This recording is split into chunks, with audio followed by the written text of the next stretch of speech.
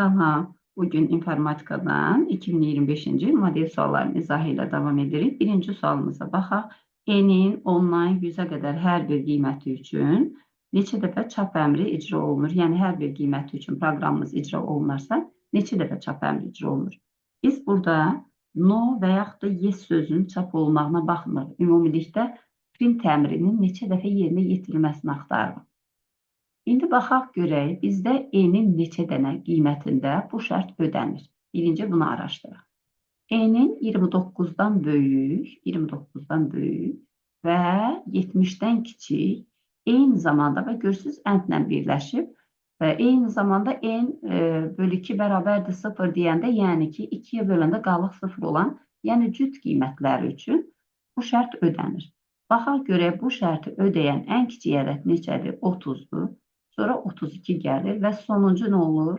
68 olur. Görək, burada bizim neçə dənə ədədimiz var. Ardıcıl ədədlərin sayını tapanda ən böyükdən çıxırdıq ən kiçiyi, bölürük addıma və üzərinə 1 gəlir.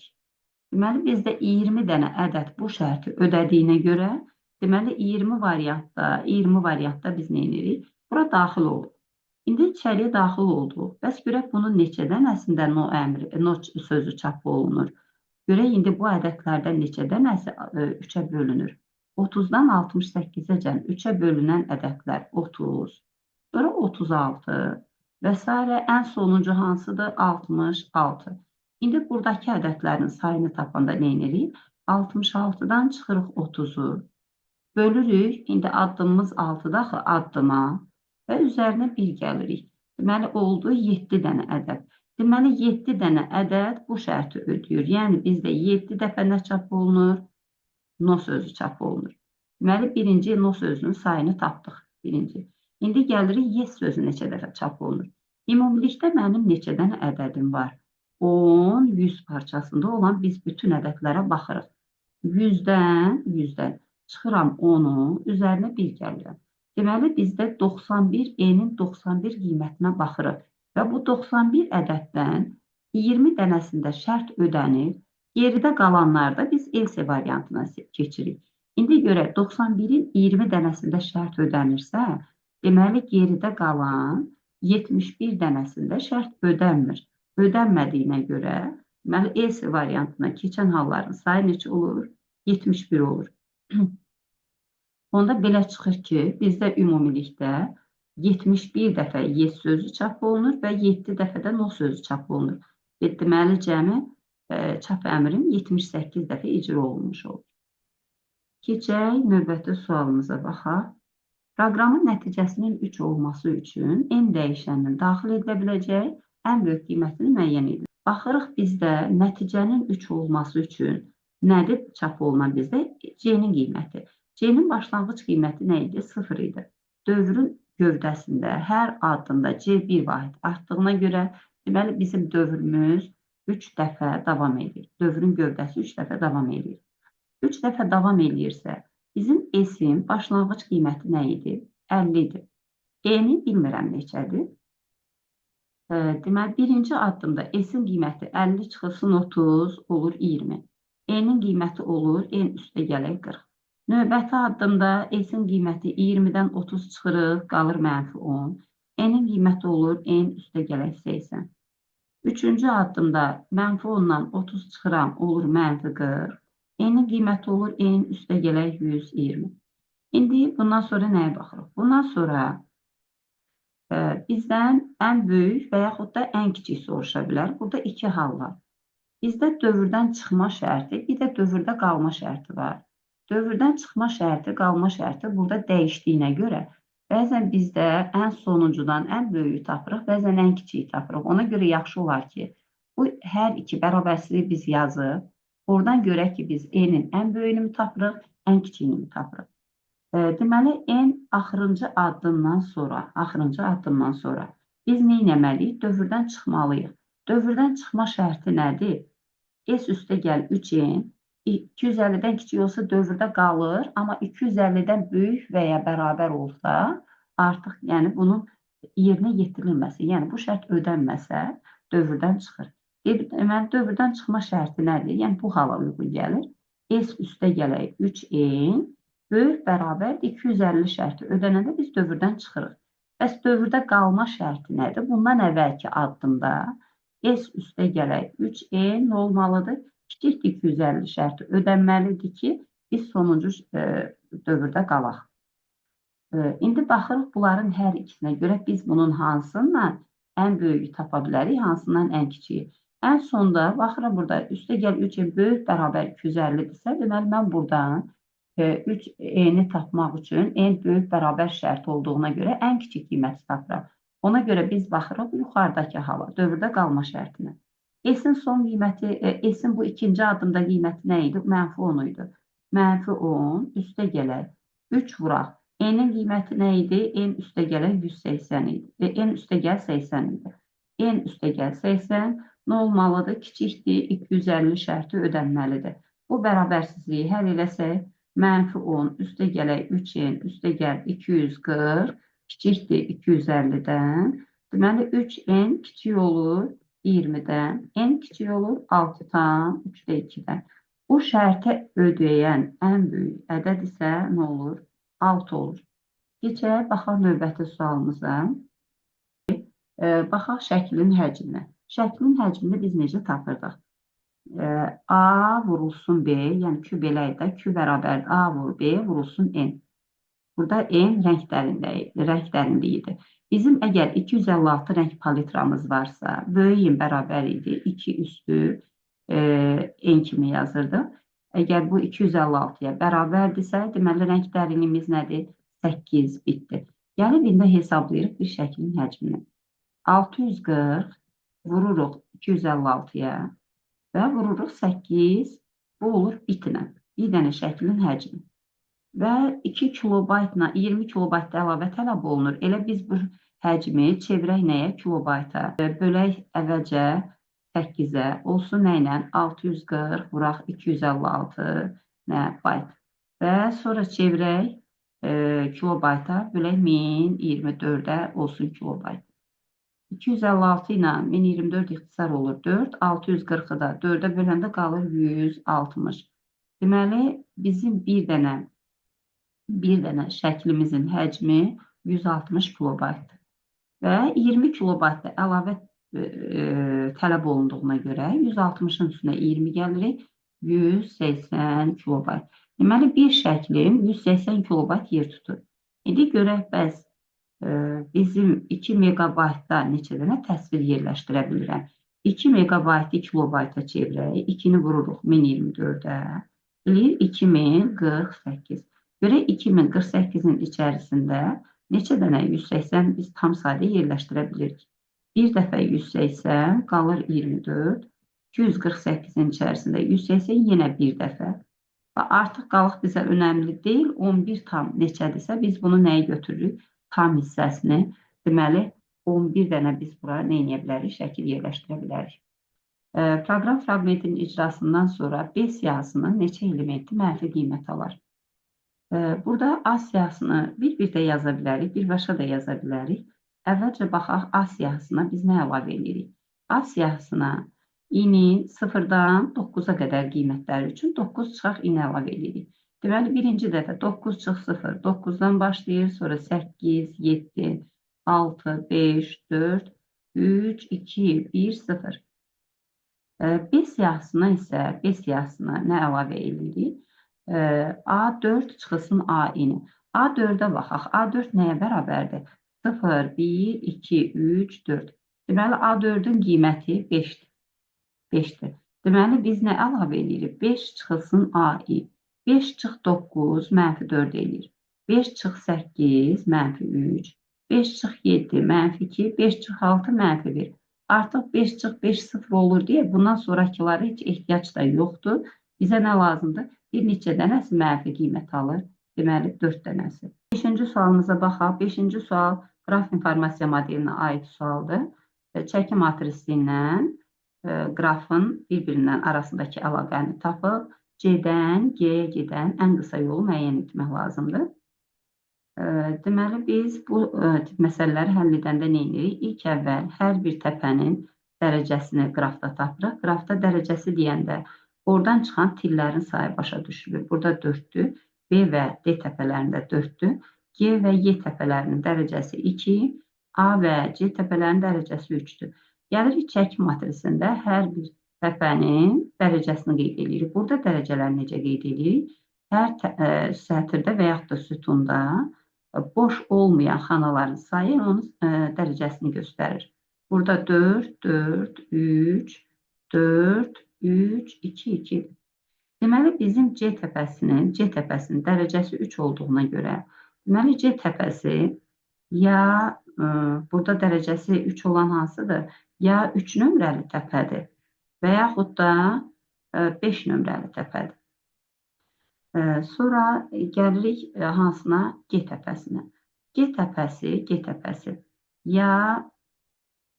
təpəsi ya dərəcəsi 2 olduğuna görə 6 nömrəlidir, ya 7 nömrəlidir. Burada bir də bizim bir şərtimiz də var. A-dan Y-yə gedən yolun uzunluğu 30-u aşmır. A-nın da dərəcəsi yenə 3-dür, Y-nin də dərəcəsi 2-dir. Bunlar üçün A ilə Y üçün də bunlar keçərlidir. Deməli, A da ya 3-dür, ya 5-dir. Y də ya 6 nömrəli təpədir, ya 7 nömrəli təpədir. Və bizə deyir ki, A-dan Y-yə gedən yolun 30-u aşmadığını bilərək.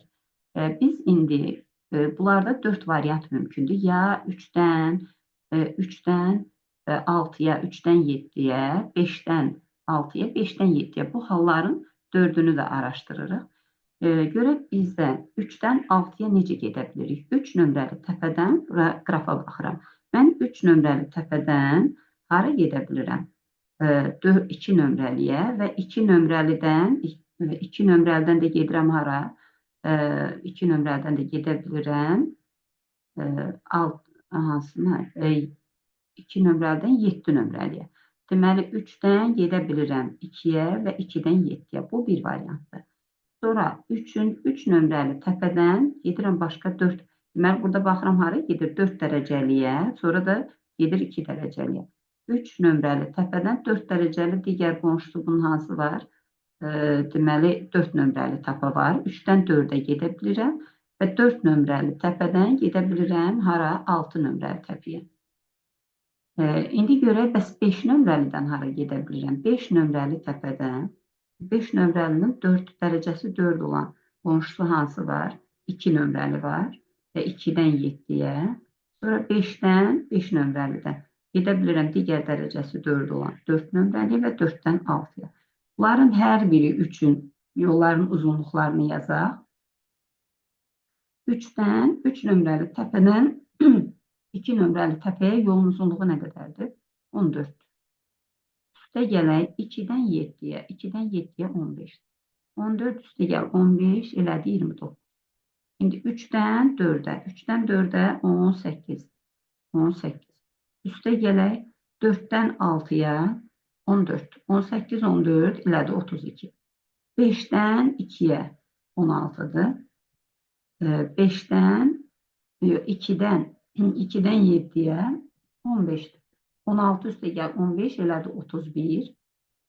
5-dən 4-ə 17 və 4-dən 6-ya 14. Bu da elədi 31. İndi görək, bunlardan A ilə Y arasındakı şərtdə deyir 30-u aşmır. Burada bizdə bu variant 30-u aşmır. Deməli, bu bizim A-dır, 7 nömrəli. Təpə də bizdə nədir? E-dir. A-dan E-yə biz hardan gedirdik? A-dan gedirdik D-yə, D-dən gedirdik E-yə. Deməli, 2 nömrəli təpə D təpəsinə uyğun gəlir. Onda bizdə A3, deməli, A-nın qiyməti üzərinə yazaq. Deməli, A oldu 3, Y oldu 7. Onda bizdə 3 də getdi, 7 də keçdi. Deməli, C nədir? 5-dir. 5 nömrəli təpə C-dir. C buranı göstərir. G təpəsi də 6 nömrəli təpədir. Bu da oldu G təpəsi. İndi 5-dən 6-ya biz yolun uzunluğu nə qədər idi? 31 idi. Deməli, elə düzgün cavab 31 oldu. Python dilində yazılmış proqramın nəticəsini müəyyən edin. Bu suallar asandır, hamının da rahatçılıqla eləyə biləcəyi sualdır, amma biz yenə hamısına baxırıq. Birinci, baxırıq bizim əsas proqramımız buradan başlayır. S bərabərdir F2, 3. Ev 2, 3-ün qiymətini hesablayırıq. X üstəgəl y, yəni 2 üstəgəl 3 ondan böyükdürmü? Xeyr. Şərt ödənmədi. Hara keçdi? Bütün 2 vuraq 3-ü qaytardı. Deməli, nə oldu? Bunun qiyməti 6 oldu. Sonra keçirik. Burada ikincidə S-in yerinə 6 yazırıq. Deməli, biz G funksiyasına müraciət edirik 1, 5, 6 ilə. Bura 1, 5, 6. İndi gəlib nəyə bərabər olur A-nın qiyməti? A bərabər olur. B-nin qiyməti neçədir? 5-dir. 5 üstə gələk. F, BC. BC nədir? 5, 6. İndi gəlirik. Deməli, bir funksiya digər funksiyaya müraciət elədik. Yuxarıda biz F funksiyasına 5, 6 ilə müraciət elədik. 5 üstə gəl 6. Ondan böyükdürmü? Bəli. Deməli, nəyə qaytarır? 5 üstə gəl 6-nı. 11-i. Deməli, bizdə nə verdi A-nın qiyməti? 5 üstə gələk 11. Cavab oldu 16. Keçirəm B-nin qiymətini axtarıram. B bərabərdir. A-nın son qiyməti nə idi? 16 idi. 16-dan çıxıram nəyi? S-ni. S-miz neçədir? 6-dır. 16-dan 6-nı çıxanda qalır 10. Və funksiya nəyə qaytarır? A ilə B-nin cəmini. Yəni 16 üstə gəl 10-u qaytarır. Bu da bizə verir 26. Deməli, düzgün cavab nə olur? 26 olur. A variantı düzgün cavabımız. Növbəti sualımıza baxaq. Deməli, axtarış sisteminə tətbiq edilən sorğuların nömrələrini hər bir sorğunu tapdığı səhifə sayının artma sırasına görə göstərin. Deməli, burada baxan kimi görürəm. Hər üçü OR-la birləşdiyinə görə OR nə idi? Əgər belə bir çoxluq kimi qeyd eləsək, Şuşa,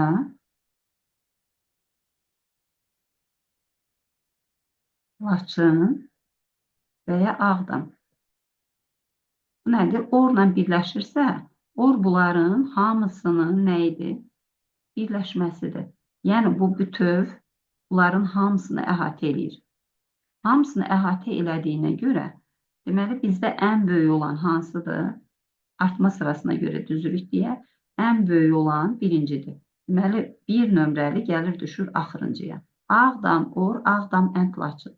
Ağdam, Ənd, Laçın bizə haranı verir? Ağdam, Ənd, Laçın.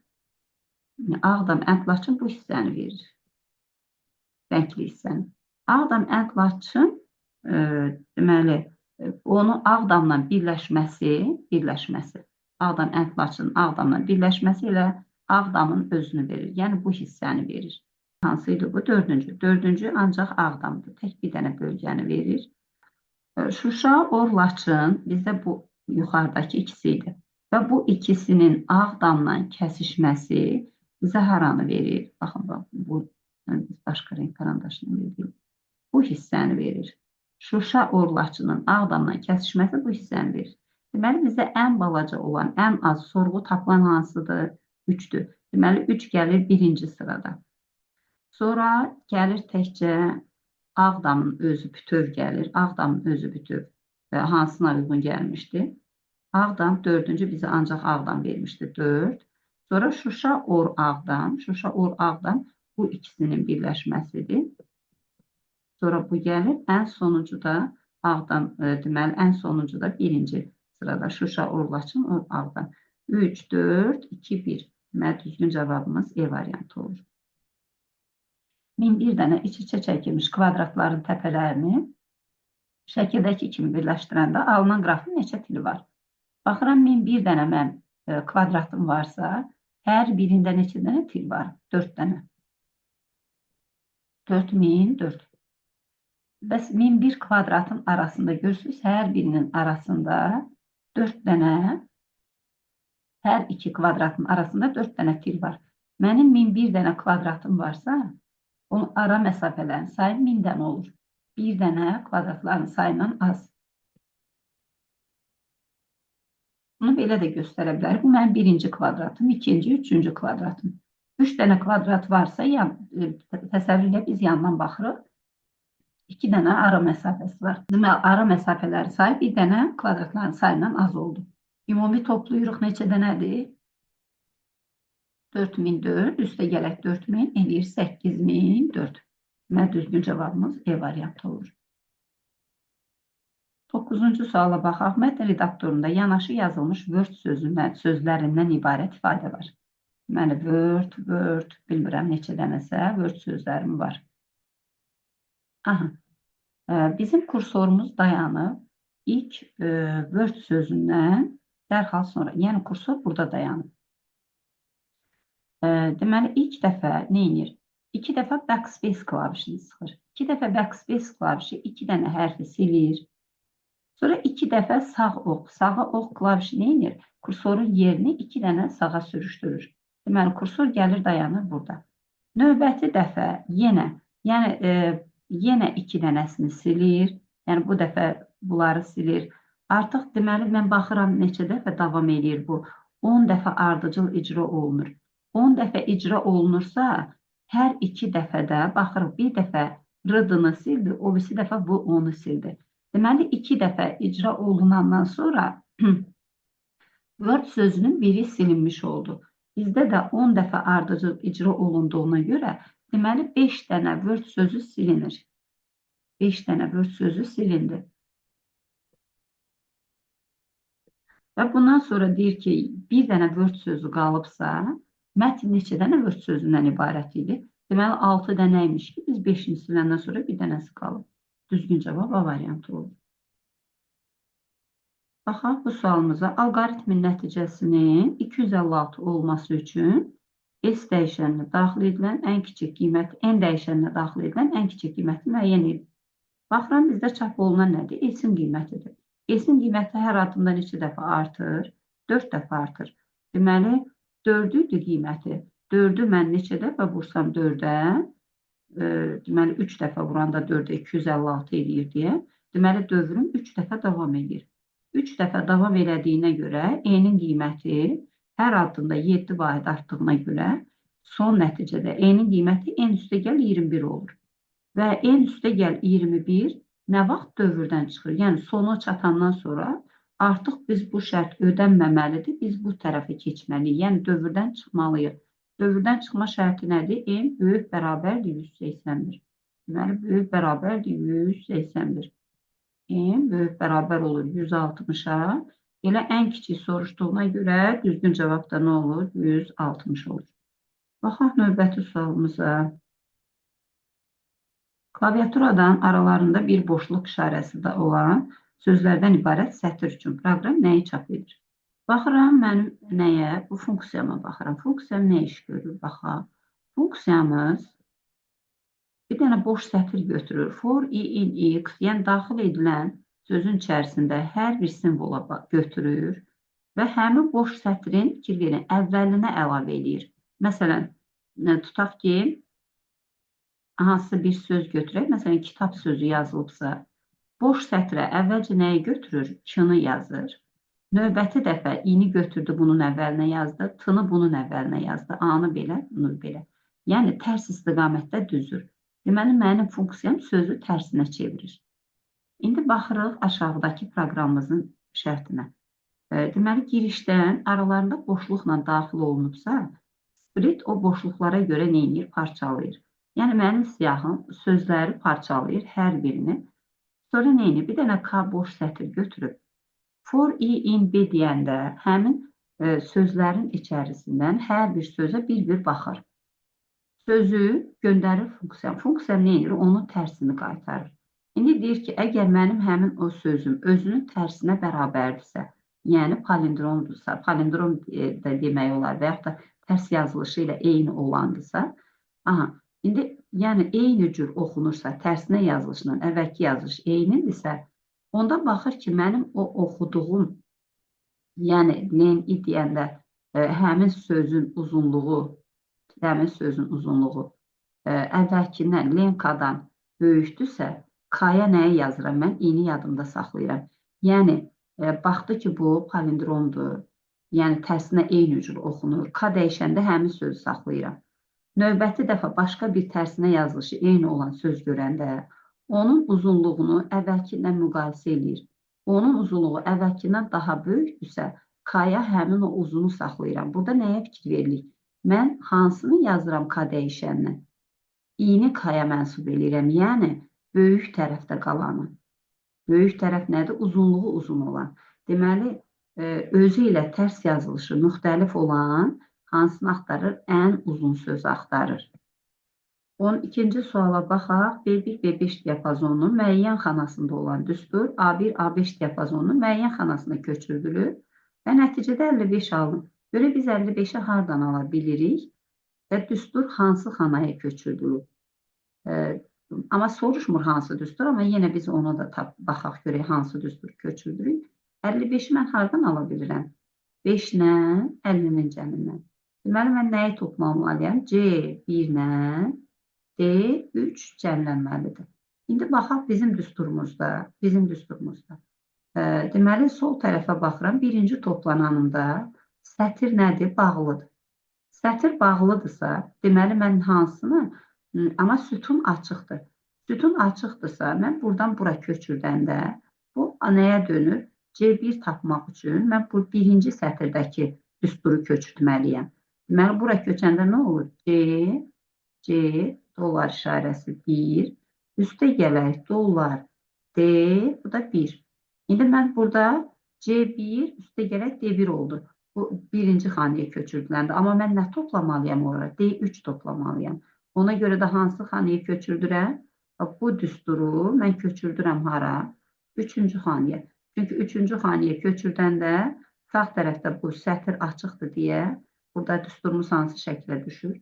C, dollar 1, üstə gəlinsin, dollar D3. Bu şəkildə cəmlənir və nəticədə nə olur? 55 alınır. Deməli, hansı sətrə köçürdülür? Üçüncü sətrə köçürdülür. Baxaq növbəti sualımıza. İnformasiya həcmi 10 megabayt olan mətn faylını ötürmə sürəti 223 bit böl saniyə olan rabitə kanalından iki üsulla ötürmək mümkündür. Birinci sıxlaşdırma, sonra bir də adi üsulla. Sıxlaşdıranda, amma əlavə biz nədir? 15 saniyə sıxlaşdırmağa, 2 saniyədə arxivdən çıxartmağa vaxt sərf edirik. Bunu da nəzərə almaqla tapmalıyıq görək. Bunların arasında neçə saniyə fərq olur? 10 megabayt mətn faylını mən əgər 30% sıxlaşdırıramsa, qalır onun 70%. Deməli, 10 megabaytı vururam %70-ə, qalır neçə megabayt? 7 megabayt.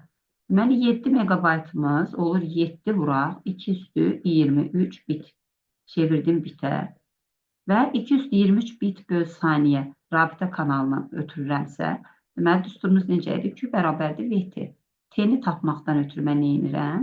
7 vuraq 2 üstü 23-ü bölürəm nəyə? V-yə. V-miz nə qədərdir? 2 üstü 23. Deməli, neçə saniyə vaxt lazım olur? 7 saniyə. İndi baxaq, əlavə nə qədər bizim vaxtımız gedir? Əlavə 15 saniyə bir gedir, 2 saniyədə bir. Deməli, neçə saniyə oldu ümumilikdə? 24 saniyə vaxt getdi birinci solumuza. Bura getdi 24 saniyə. Geçək ikinci sola. İkinci solda elə 10 megabaytdır. 10 vuraq 2 üstü 23 bitdi. Bölürəm sürət nədir? 2 üstü 23-ə. Nə qalır? 10 saniyə qalır. Deməli, ikinci sola ötürməyə 10 saniyə vaxt gedir. Bunların arasındakı fərq nə qədər olur? 24-dən çıxıram 10-u, 14 saniyə. Deməli, düzgün cavabım olur B variantı. Dördüncü sualımıza baxaq. Verilənlər bazası cədvəlinə əsasən müəllif adında F hərfi olsun və ya nəşriyyat 3 nömrəli olmasın və kitabın adı birinci hərfi N hərfindən, N form sözündən əvvəl bir dənə simvol ola bilər və nəşri də 2017-dən böyük olsun. Baxırıq, 14-cü suala baxırıq. Verilənlər bazası cədvəlinə əsasən bu şərti ödəyən kitabların ümumi sayını tapmaq soruşur. Birinci şərtdə deyir ki, müəllif adında F hərfi olsun. Orla birləşir deyə bunu ödəyənlərin hamısı var. Müəllifin adında F hərfi olanlar hansıdır? Mən baxıram hansı nömrəli yazıdır. 3 nömrəli də var F hərfi, F1, 4 nömrəli də F hərfi var, bir də 7 nömrəli də. Deməli, 3, 4, 7 nömrəli yazı var. Birinci şərti ödəyir. Orla deyirəmsə, götürürəm ikinciyə baxaq. İkincidə nə verib? İkincidə yazıb ki, not nəşriyyat bərabərdir nömrə 3. Deməli, nəşriyyat nömrə 3 olanları mən buradan silirəm. Nəşriyyat nömrə 3. Sonra keçirəm ikinciyə. Kitabın adı bərabərdir. Form sözü olsun, amma ondan əvvəl bir dənə simvol olsun. Baxıram kitabın adı N ilə başlayan hansıdır? 1-dir. Deməli 1 bu şərti ödəyir. Sonra bir də burada bu şərti ödəyir, amma biz bunu çıxdığımıza görə, ədlə birləşdiyinə görə bunu götürmürük. Və axırıncıda informasiya sözü var, amma bundan əvvəl simvolların sayı çoxdur. Sual işarəsi göstərir ki, oradan əvvəl ancaq bir dənə simvol olmalıydı. Və nəşr ili böyükdür 2017-dən. Baxıram, nəşr ili böyükdür 2017 hansıdır? Elə birinci yazı bunu ödəyir. Deməli, biz də hansı yazılara baxırıq? 1, 3, 4, 7 nömrəli yazılara. Deməli, 1 nömrəli yazıda nədir? 100-dür. 3 nömrəli yazı 35-dir. 4 nömrəli yazı 70-dir. Və 7 nömrəli yazıda nədir? 30-dur. Və bunların hamısını toplayanda verir 235. Düzgün cavabımız olur B variantı. 15-ci suala baxırıq. Web səhifəyə eni 20, hündürlüyü 30 piksel ölçüdə olan qrafik təsvirin yerləşməsi üçün düzgün yazılışı müəyyən edir. Yəni, biz bir hamısını araşdıraq. Deməli, baxıram, image tagi, burada düzgün verilib, source düzgündür, alt dim logo verilib, height 30, width 20. Height nədir? Hündürlüyü 30, width 20. Elə düzgün cavab A variantı olur. İndi bir o birislərin səhvinə baxaq, gör o birislərdə səhv nədədir? B variantında ölçülər verilməyib, ona görə səhvdir. C variantında deməli image source dim png, alt dim logo, width 30, height 20. Burada eni 30, hündürlüyü tərsinə verilib. Hündürlüyü 20 verib, deməli bu səhvdir. D variantında burada piksel sözləri yazılıb, ona görə səhvdir. E variantında image source png, deməli height 20, width 30, bu da yenə tərsinə verilib. Enindən hündürlüyün yeri dəyişib verilib. Düzgün cavab nə olur? A variantı olur. 16-cı suala baxaq. Verilənlər bazası cədvəlində 2 nömrəli dükanın ambarlarında cəmi neçə manatlıq mal mövcuddur? Baxıram, deməli biz nəyə baxırıq? Dükanlarda 2 nömrəli dükan. Dükanlara baxaq. Dükanlar 2 nömrəli dükan buradadır. 2 nömrəli dükan. Kodu neçədir? ID-si 11-dir. Keçirəm, burada dükan ID-si 11 olan buradadır. Bir də dükan ID-si 11 olan budur. İndi sayıları da burada verilir. Görək qiymətləri hardan tapıram? ID dükan, deməli 11-ə uyğun gələn 12 nömrəli ambar var. Bir də 14 nömrəli ambar var. 12 nömrəli ambarda qiymət neçəyədir? 7-dir. Keçirəm bu birisi malların qiymət cədvəlinə. 12 nömrəli ambarda qiymət 7,5 manatdır. 7,5 manatdan. Və sayı neçə dənədir? 20 dənə. Vururam 20-yə. Üstə gəlirik. 14 nömrəli ambarda. 14 nömrəli ambar buradadır. Qiymət 8 manatdır. 8-i vururam. Sayı neçə dənədir? 40 dənə. Vururam 40-a. Və alınan cavabları toplayıram. 150. Üstə gələrək 8-i də vuranda 40-a elədi 320. Toplayanda nə elədi? 470 manatlıq deməli mövcuddur. Mal mövcuddur. 17-ci sualımıza baxaq. HTML sənədin brauzerdəki görüntüsünü müəyyən edin. Burada baxaq görüntülərə. Bizdə siyahılarla bağlı sualdır. Siyahılarda birinci nəyə baxıram? Olla başlayır, siyahım olla bitir. Deməli bizim nə var? Nömrələnmiş siyahımız var. Birinci elementi nədir? Birinci qrup sözüdür. Deməli, mənim bir yazılı nömrə ilə, burada yazılır birinci qrup. İndi keçirib bunun içərisində, sonra bizim nəyimiz var? İşarələnmiş, yəni nizamlanmamış siyahı var. Yəni nömrələnməmiş siyahı. Deməli, ulla başlayır, ulla bitir. Vuracam. Vuracam, bitir. Burada nə yazılıb içərisində? Bizim var IT, deməli, birinci IT elementi, ikincisi riyaziyyat. Deməli, birinci qrupda var IT, bir də riyaziyyat. Sonra keçirik, artıq bu ul bitdi. İndi bu birinci sətrimizdə bitdi. İndi keçirik ikinci qrupa. Yəni biz bu ol, yəni nömrələnmiş siyahının ikinci elementi nədir? 2 nömrəlisi. İkinci qrup sözüdür. İkinci qrup sözü. Elə burada cavablara baxıram. Birinci qrup, riyaziyyat, İkinci qrup. İkinci qrupa baxaq. D ilə Y-yə baxaq, görək hansı düzgündür. Baxırıq, burada da içərisində nə açılıb yenə, yəni nömrələnməmiş siyahı. Amma D variantında nömrəlidir, burada nömrələnməmiş siyahıdır. Deməli, düzgün cavabımız E variantı olur. 18-ci suala baxırıq. 18-ci sualda elektron cədvəl fraqmenti verilib. D1, D3 diapazonunda alınmış qiymətlərə görə qurulmuş diaqramı müəyyən edin. Baxaq, əvvəlcə qiymətlərini hesablayaq. Sum A1, C2. A1 2 nöqtə ilə C2 verirsə, deməli, A1-dən C2 diapazonuna qədər bütün ədədləri neyinir? Cəmləyir. Toplayıram 0, 6, -1. Deməli, burada nə oldu? 5 oldu. A1 üstə gəl B3 vur C2. A1 neçədir? 2. Üstə gələk B3-müz 3-dür. Vururam cavabı C2-yə. C2 neçədir? 2-dir. 5 vur 2 elədi 10. Deməli, ikinci sətrimizdə nə dayanıb? 10 dayanıb. Keçirəm üçüncüyə. Sum A1 və B3. Burada artıq nə ilə verilir? B1 ilə verilir. A1 ilə B3-ün cəmi. Deməli, burada da nə oldu? 5 oldu. İndi biz baxaq görə bunlardan hansı uyğun gəlir. Deməli, 5, 15. Deməli, biri 50% olmalıdır. Əgər faizlə verilirsə, deməli, bunların heç biri deyil. Biri 50% deyil. Birinci ilə üçüncü bir-birinə bərabərdir. İkinci də onların ikimisinə bərabərdir.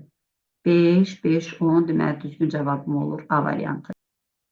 19-cu suala baxaq. Tək yerdə duran simvollar K1 bərabərdir 3, cüt mövqedə duranlar isə K2 bərabərdir 4 olmaqla Sezar üsulu ilə şifrələnib. Şifrələnmə zamanı təkrarlanan simvollar üçün həmin simvolun ilk rast gəldiyi mövqeyə uyğun üsul tətbiq edilir.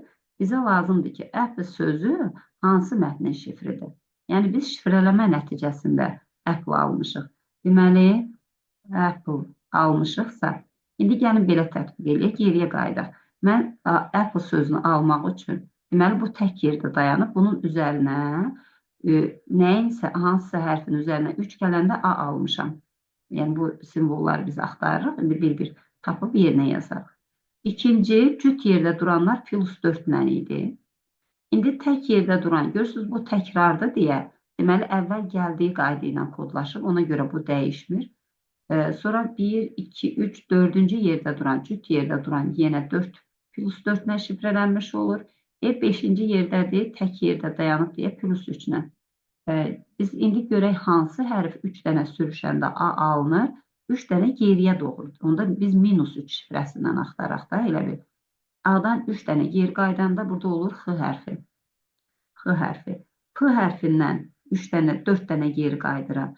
1, 2, 3, 4. Deməli, hansı hərfə qayıdır? P hərfindən 1, 2, 3, 4. Gəlir L hərfinə düşür. Deməli, bu da yenə L hərfi olur.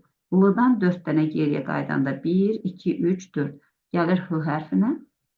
E-dən 3 dənə geriyə qaydanda 1, 2, 3 keçir bu hərfinə. Deməli, hansı variant oldu? Düzgün cavab C variantı oldu. Keçək 20-ci suala. Proqramın nəticəsini müəyyən edin. Deməli, biz baxırıq X-ın -5-dən 20-yə qədər qiymətləri üçün. Əgər 3x 0-dan böyükdürsə, S-in üzərinə 1 əlavə edirik. Görək biz -5, 20 parçasında X-ın 3-dən kiçik neçə dənə qiyməti var? 3-dən kiçik. Deməli, ən kiçik başlayır -5-dən. Biz -5, 20 daxil olmamaq şərtindən bu intervala baxırıq. Bu birinci şərti ödəyən ədədlər hansılardır? Neçə dənədir? Deməli, x kiçikdir 3 şərtini ödəyən ədədlər -5-dən 2-yə qədər olan ədədlərdir. Buradakı ədədlərin sayını tapanda 2-dən çıxıram -5-i və 1 gəlirəm, eləyir 8 dənə. Deməli, 8 dəfə nədir? Üstə gəl 1 əməli icra olunur. Elif variantına keçirəm, x kiçikdir 5-dən. Bəs görək neçə dənəsi 5-dən kiçikdir? Amma indi burada bir şərt var və bu elifə keçirsə, x 3-dən böyük bərabər olanda biz bura keçirik. Düzdür? Böyük bərabər 3, kiçikdir 5. Çünki mən bu elifə keçmişəmsə, kiçikdir 3 şərti ödənməyib.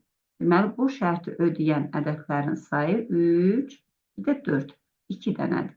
2 dənə də mən nə toplayıram? 2 dəfə də üstəgəl 2 əməli icra olunur.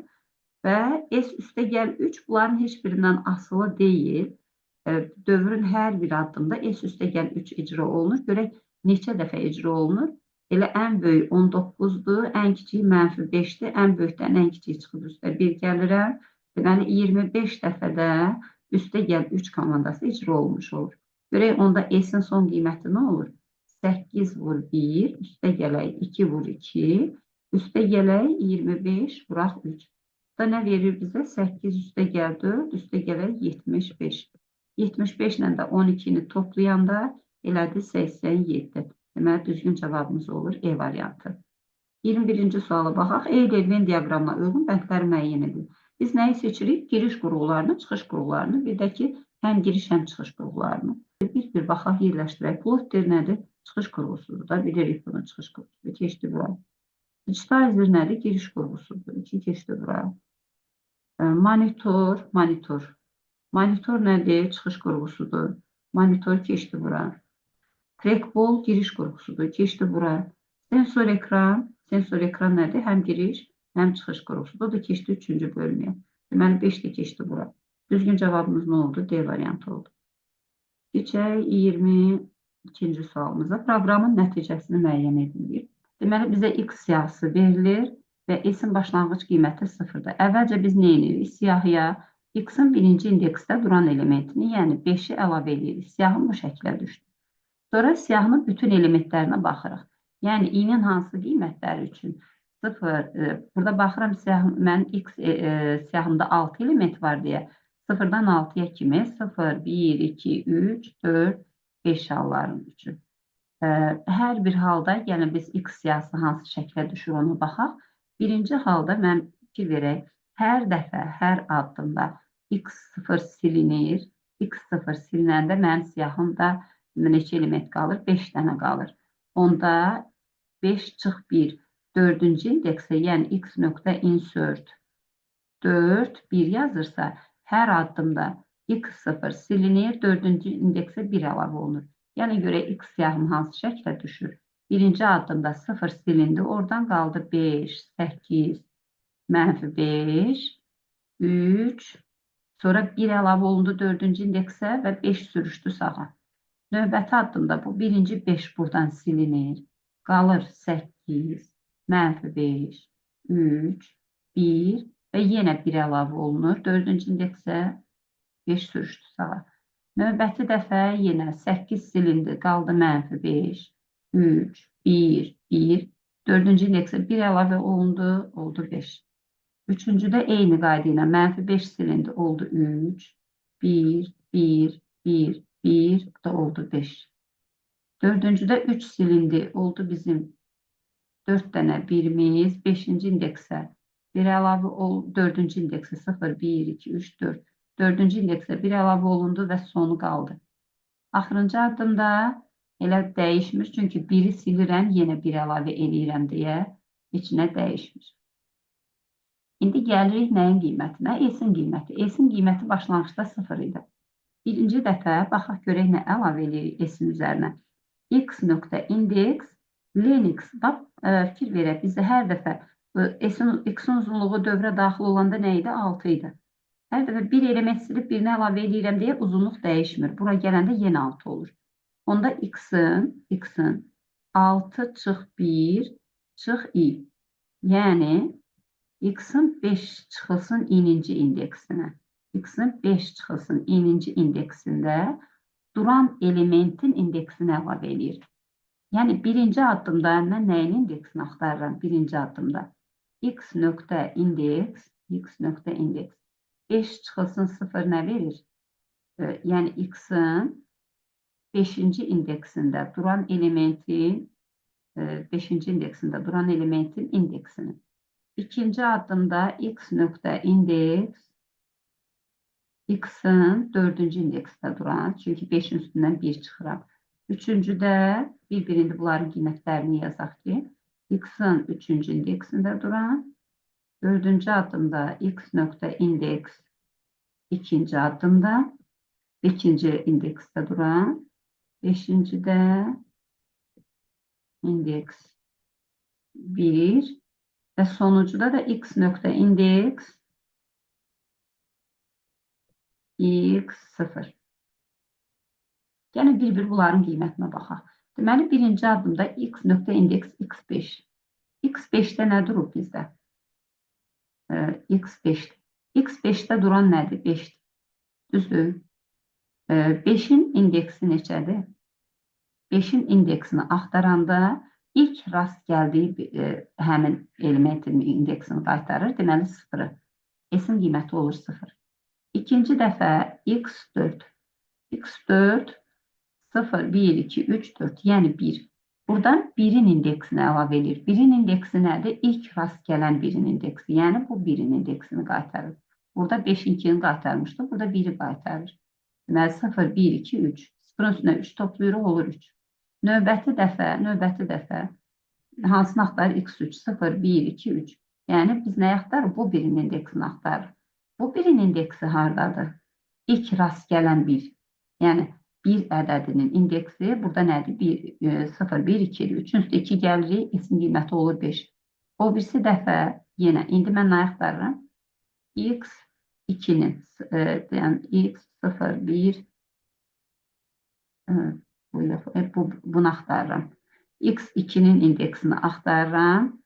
x2, 2-də 1 durur. 1-in indeksini axtaranda deməli bu 1-i görür. 2 dəfə bunun indeksini əlavə edir, oldu 6. Növbəti dəfə gəldik bu 1-i. Bu 1-in indeksi nədir? 0 qaytarır, olur 6. Yəni 0-cı indeksdəki 1-in indeksi ilə 0-dır, 6. Deməli, dövr bitəndə S-in qiyməti 6 oldu. İndi gəlirik ən sona. Del x len x çıx 1. Len x çıx 1 nə idi? X-in 5-ci indeksindəki elementi silir. Deməli, siyahım bu şəkildə düşdü və S-dən, yəni 6-dan çıxırıq. Sum x, yəni bunun cəmi nə verir? Bizə 5 verir. 6-dan çıxıram 5-i, cavab qalır 1. Deməli, düzgün cavabımız olur E variantı. Baxaq 23-cü sualda. İkilik yazılışında 5 ədəd 1 olan ən kiçik 4 rəqəmli 8-lik ədədi müəyyən edin. Deməli, mən ikilik yazılışında 5 dənə 1 yazıramsa, hər halda bizim birinci rəqəmimiz 1 ilə başlayır da, 0 ilə başlamır. Yerdə qalır bizim 4 dənə 1. Deməli, 4 dənə 1-imizi mən ən kiçik olması üçün ən sondan yazıram. Və 4 rəqəmli 8-lik ədəd dediyinə görə, 8-lik ədədin hər birini ikilik say sisteminə çevirəndə biz 3 dənə bitlə ifadə edirik, düzdür? Deməli, mən birinci oldu 0, 0, 1. Yerdə, deməli, ümumi olmalıdır sayımız neçə dənə? 12 dənə. 4-ü vururam 3-ə, edir 12. Deməli, 12 rəqəmli alınmalıdır. 12 dənə olması üçün, 4, deməli, neçə dənə biz əlavə eləməliyik? 4, 3, 7, gerdən 5 dənə, bura nə əlavə eləməliyəm? 0 əlavə eləməliyəm. İndi qalır bizim bu ədədi 8-lik say sisteminə çevirmək. 1, 1, 3, 3 bölüşdürürəm. Nə olur? 1, 0, bu ikilikdən. Sonra 1, bir də 7. Deməli, 8-lik say sistemindəki ədədi 1, 0, 1, 7 ədəd olur. Keçək növbəti 24-cü sualımıza. N dəyişəninin daxil edilmiş hansı müsbət qiymətində A dəyişəninin 21 qiyməti çapa verilir. Baxaq, N dəyişənini bilmirəm. Girişdən daxil olur. S mənfi 4-dür. S mənfi 4-dür. Mənfi 4 sıfırdan böyükdürmü? Xeyr. Deməli, biz bu qoldan heç vaxt getmirik. Hardan gəlirik? Bu tərəfdən gəlirik.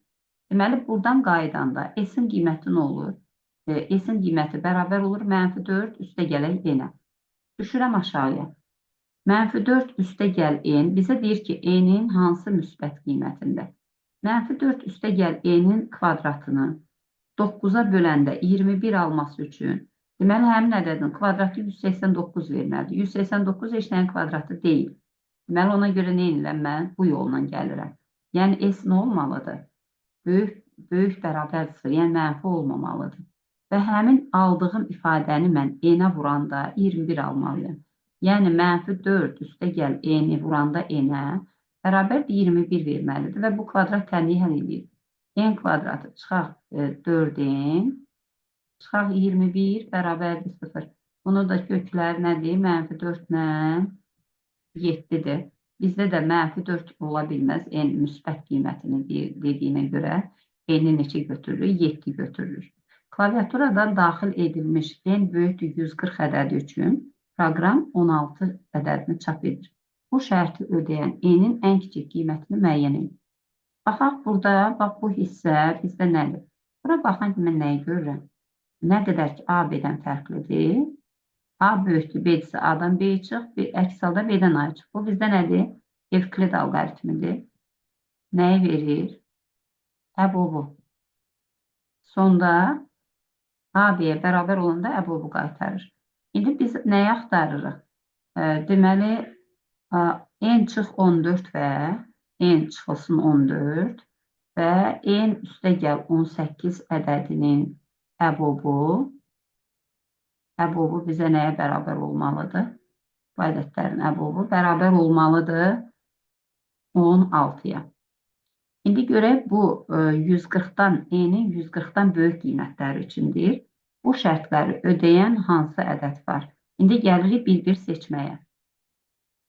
Deməli, N-in 140-dan böyük qiyməti üçün əbob 16-dırsa, deməli, mənim ədədim 16-ya bölünən ədəddir. 140-dan böyük 16-ya bölünən ilk ədəd hansıdır? 128 16-ya bölünür. 128-in üstünə 16 gələndə elədi 144. İndi mən 128 alması üçün 128 bölünür axı. 128 olması üçün N-in qiyməti olur 142. N-in 142 qiyməti olanda üstündən 14 çıxanda qalır 128. 142-nin üstünə 18 gələndə eləyir 160. Görək bu ədədlərin əbobu bizə 16 verirmi? 128 ilə 160-ın əbobu 32-dir. Deməli, əbob 128 ilə 160 bərabər 32-yə. Deməli, 142 halına baxmırıq. Növbəti 16-ya bölünən ədəd 142-nin üstünə 16 gələndə bizə verir neçə? 158. İndi 158 üçün baxaq. 158-dən 14 çıxanda qalır 144. 158-in üstünə 18 gələndə bizə verir 176. Görək bunların əbobu 144 ilə 176 bizə nə verir? 144, 16 vuraq 9-dur. 176, 16 vuraq 11-dir. Bunların əbobu nədir? 16-dır. Deməli, elə düzgün cavab nə olur? 158 olur. Deməli, cavab olur 158. 26-cı suala baxaq. Həcmi M kilobayt olan faylın 4 kilobayt klasterlik diskdəki tutumu 6 kilobayt klasterlik diskdəki tutumdan 4 kilobayt az olarsa, M-in mümkün ən kiçik qiymətini tapın.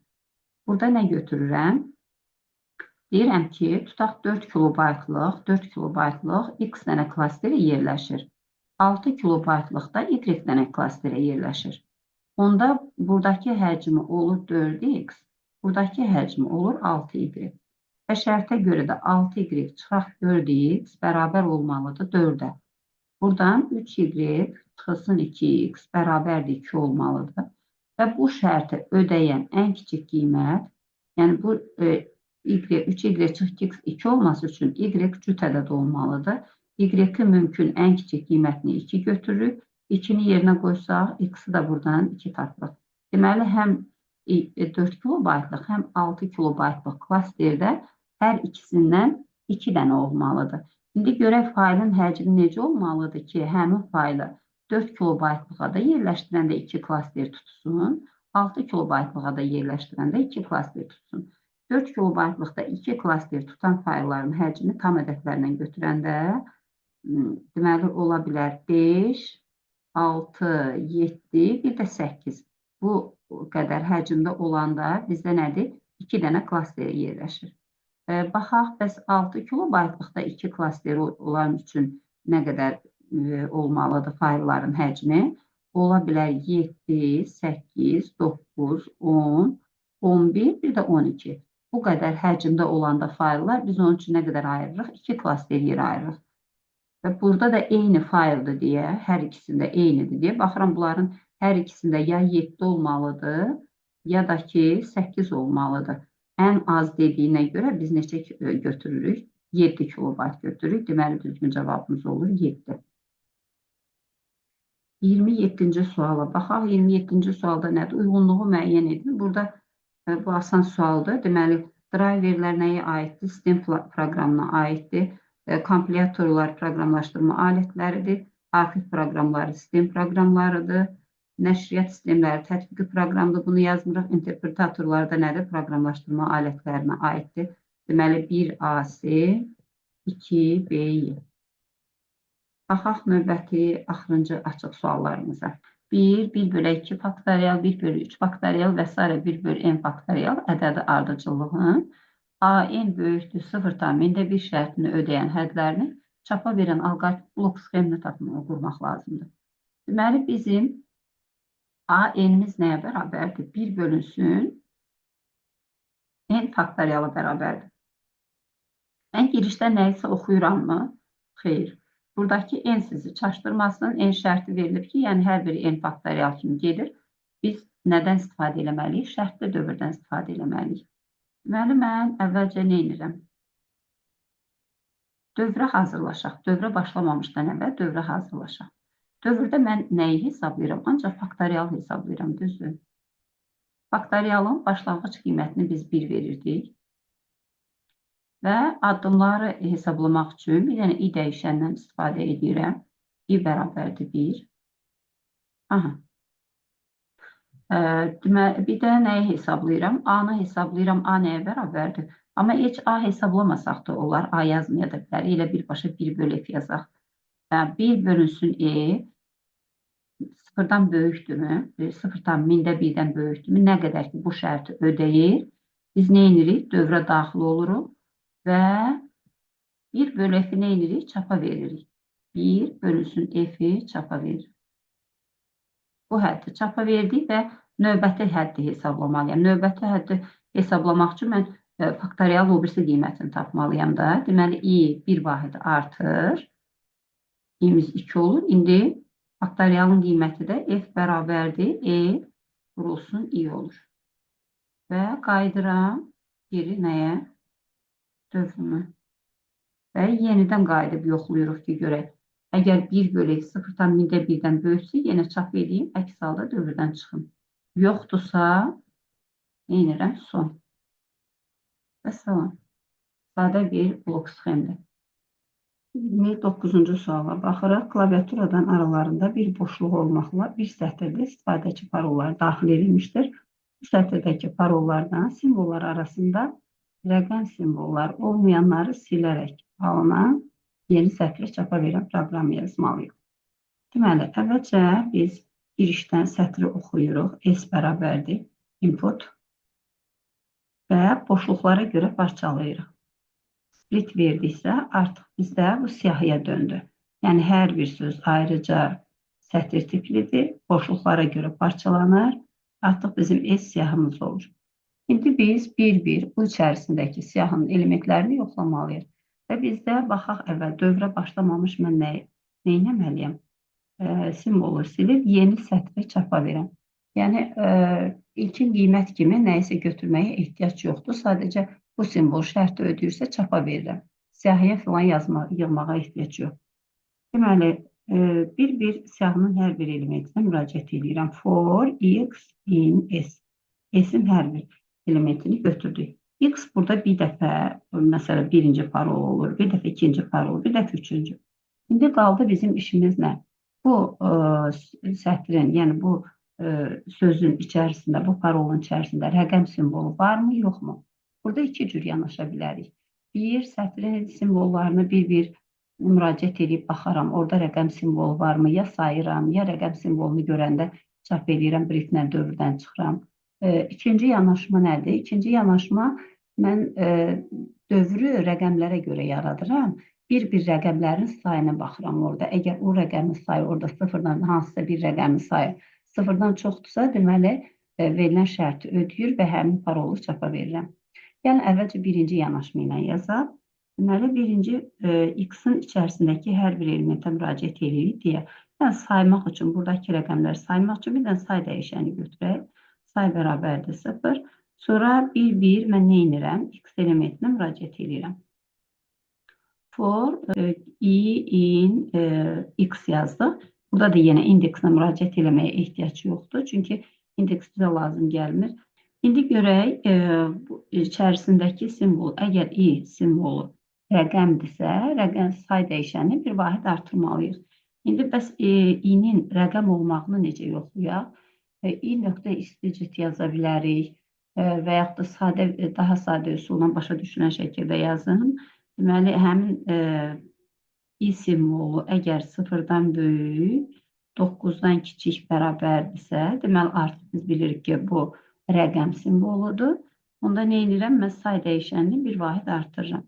Say plus bərabərdir 1-ə. Deməli, artıq bu sayı hesabladı. Dövrdən çıxandan sonra gəlirik nəyi hesablayırıq?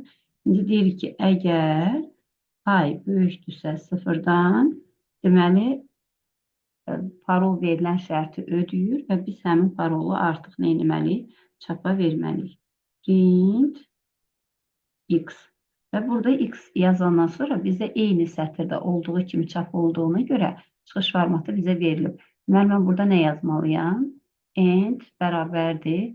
Tırnaq içərisində boşluq ki, həmin sətirdə qalsın. İkinci yanaşmanı da sağ tərəfdən yazaq. İkincidə nə edirəm? Yenə s bərabərdir. Input split. Parçaladıq. Yenə. İndi müraciət edirəm yenə for x in s kimi bir hər bir parolu götürürəm. İndi say dəyişəndən istifadə eləmirəm. Nə edirəm? Deyirəm ki, yenə dövr yaradıram. For i in range. For i in range. Artıq nədir? Rəqəmləri bir yoxlayıram ki, onun içərisində rəqəm varmı? Deyirəm, əgər x.count, yəni x parolunun içində burada mütləq str yazmalıyam. Çünki rəqəm artıq int tipidir. Burada biz sətr tipi, sətrə müraciət edirik deyə. Count deməli böyükdürsə 0-dan, deməli artıq bunun içərisində rəqəm var. Verilən şərti ödəyir. Onda həmin sətri, yəni həmin parolu çapa verməliyəm. Print x end bərabərdir. End bərabərdir, yenə boşluq. Və bundan sonra mən nə etməliyəm? Artıq burada bir fərq var ki, mən burada breaklə dövrdən çıxmalıyam. Yəni artıq bir dənə rəqəm simvolu gördüsə, bəlkə ola bilər ki, bir parolun içərisində bir neçə rəqəm simvolu olsun. Əgər mən burada breaklə dövrdən çıxmasam, növbəti hər dəfə rəqəm gördükcə eyni parolu bir neçə dəfə çap eləmiş olur. Eyni zamanda bu sol tərəfdəki üsulda da biz breaklə dövrdən çıxa bilərik. Sonuncu suala baxaq. Klaviaturadan daxil edilmiş en sayda müsbət ədədlər ardıcıllığının bütün üçlüklərinin, yəni yanaşı gələn 3 element arasından itibucaqlı üçbucağın tərəfləri ola bilənlərin sayını tapmaq lazımdır. Deməli, mən girişdən ədədləri oxuyub bir dənə siyahıya yığmalıyam ki, sonra 3-3 onlara baxım. Bunun üçün nədir? En saydadır. Deməli, mən en dəyişənim yoxdur deyə mən bunu girişdə nə etməliyəm? Oxumalıyam. En bərabərdir, int input. Aha. Sonra nə etməliyəm? Bir dənə siyahı açıram. A bərabərdir. Bir dənə boş siyahı açıram.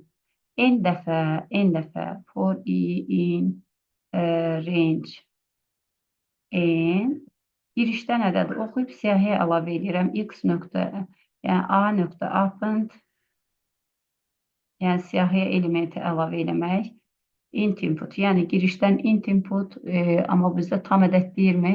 En sayda müsbət ədədlər, yəni dəqiq tam demir, elə float input, yəni kəsr ədəd də ola bilər.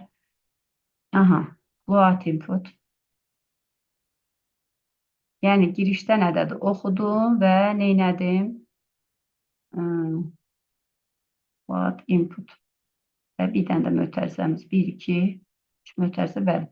Aha, bunları oxudum və siyahıya əlavə elədim. İndi mən nə etməliyəm? Siyahının elementlərini 3-3 götürüb yoxlamalıyam. 3-3 götürdüyümə görə mən nə edirəm? For I in range. Artıq mən axıracan baxmıram. Hara kimi baxıram? En çıx 2-yəcən baxıram. Çünki axırıncı ikisinə müraciət eləmişəm. Aha. İndi bir dənə C siyahısı götürürəm. C bərabərdir. A-nın i-dən i üstə gəl 3-cü indeksinə kimi. Yəni 0-dırsa 0-dan 3 yazanda 3 dənəsini götürür. 1-dirsə 1-dən 3 yazanda növbəti 3-ünü götürür. Sonra C nöqtəyə sort eləyərəm. Yəni ən böyüyünü tapım deyə. İndi ən böyüyün kvadratı şərtimizdə verilib ki, ən böyüyün kvadratı digər tərəflərin kvadratları cəmindən kiçik olarsa. İndi yoxlayıram, deyirəm əgər, bir də burada say üçün say bərabərdir 0 götürməliydim ki, çünki bizdən sayını soruşur. Aha, if deyirəm əgər C-nin ikinci indeksindəki elementin kvadratı kiçikdirsə, C-nin sıfırıncısındakının kvadratından kvadratı üstə gələk C-nin birinci indeksdəki ədədin kvadratından. Deməli nədir? Artıq bu iki bucaqlı üç bucaqdır və say dəyişəni bir vahid artmalıdır. Say bərabərdir. Say üstə gələk 1. Və sonda nəyi çapa verməliyəm? Say dəyişənini çapa verməliyəm. Əssalam. Print say.